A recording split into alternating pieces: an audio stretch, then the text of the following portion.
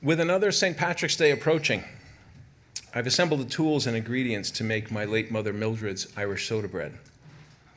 I preheat the oven to 375 degrees, slip an apron over my head and tie it around my waist, and then measure flour, salt, and baking soda into a glass bowl. Reaching for the sugar and butter, I consider the countless loaves of bread Mom baked during her 94 years. I only make this bread in March, and for me, its pleasures, both the making and the sharing, are linked not only with my memories of Mom, but also with the last days of winter, the promise of spring, with its brighter days and budding trees, and a yearning to return once again to my ancestral home in Ireland's Golden Vale, to Mitchelstown, Kilmallock, and Tipperary. The St. Patrick's Day card that arrived yesterday from my sister Betty is the only card I'm likely to receive this year, and it prompted memories of the green envelopes of every shade that once filled our mailbox on my childhood home in Broad Channel.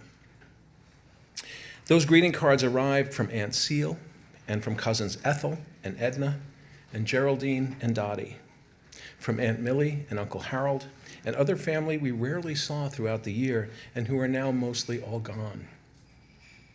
Mom displayed these cards on our polished Magnavox television set. For me, an eye-level tableau of leprechauns and rainbows, of shamrocks, of St. Patrick and the snakes, of ruddy-looking men in caps, of freckle-faced red-haired children, of winding paths leading to forlorn thatched cottages, of gray horses in emerald fields, and of pints of Guinness and pots of gold.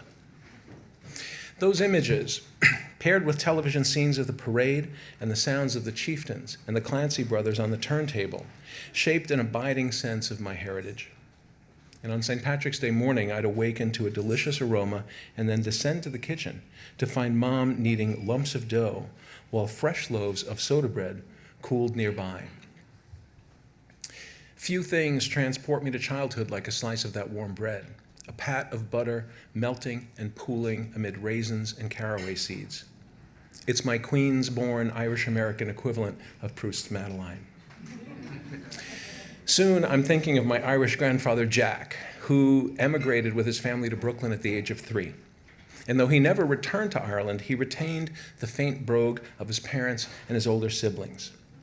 I can say something you children can't, Grandpa liked to joke, adding, I came into this country with me pants on.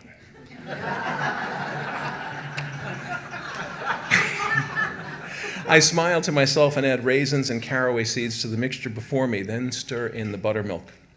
With flour coating my hands, I turn the cool lump of dough onto the board and knead it lightly, shaping it into a round loaf. Then I transfer the loaf to a buttered cast iron skillet, slash the top with a deep X, and slide it into the oven.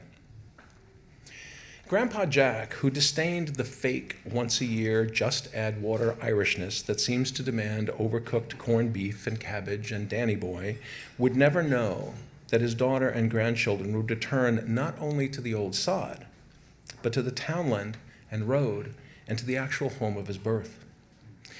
He would never know about the loving friendships we developed with our Irish cousins who welcomed us home, and of the long visits we now share both in Ireland and in America, the ocean no longer a barrier between us. And he'd never know that I, one generation removed, would one day reclaim my Irish citizenship. When my fresh loaf of bread has cooled enough to handle, I break through its browned crust with a serrated knife, and I cut and butter a slice, then sit down with a cup of hot tea. I glance at my watch, calculate the time in Ireland, and reach for the phone.